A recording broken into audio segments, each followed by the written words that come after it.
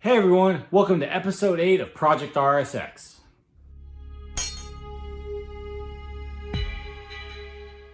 So on this episode, the first thing we're going to do is I'm going to put on a new shift boot, which is pretty easy to do. So I'm going to walk through those steps. And the second thing is I'm going to add some JDM stuff. So this should be fun. Let's go check it out. Well, I've got the old shift boot pulled out and it looks horrible. You can really tell it's all faded and gross and it's ripped.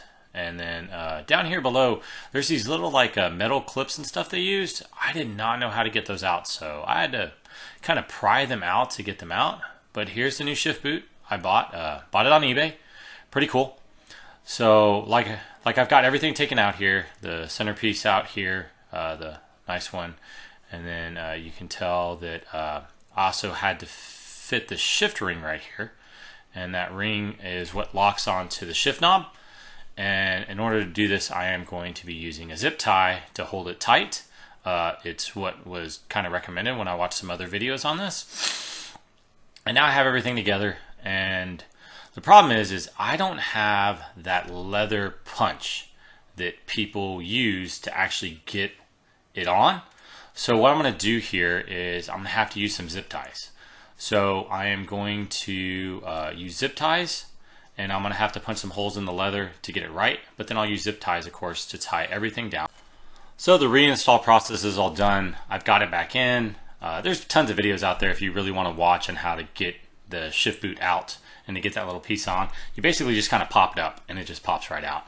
But here's it all installed. A very fun install. Very, very time consuming just for the fact I didn't have some of the right tools. But you know, that's just what happens when you get into something and you don't really realize everything you need.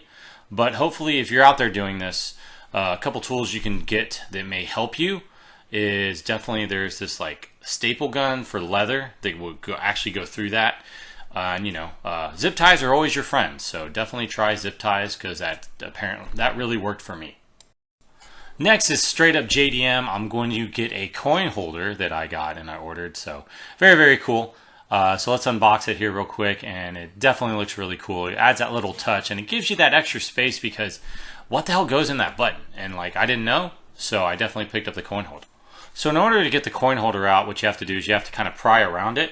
So you just work your way around it, and it just eventually just kind of pops out. And don't be scared. It may kind of give you a little bit of weird thing when it pops out. But after that, you got to disconnect all the wires and everything like that. And then you got to determine where your coin holder is going to be. So when I did this, I figured I'd put my coin holder on the left-hand side and kind of redo my buttons. My cruise control button doesn't work anymore, but definitely was something pretty cool, and I really enjoyed getting everything put on.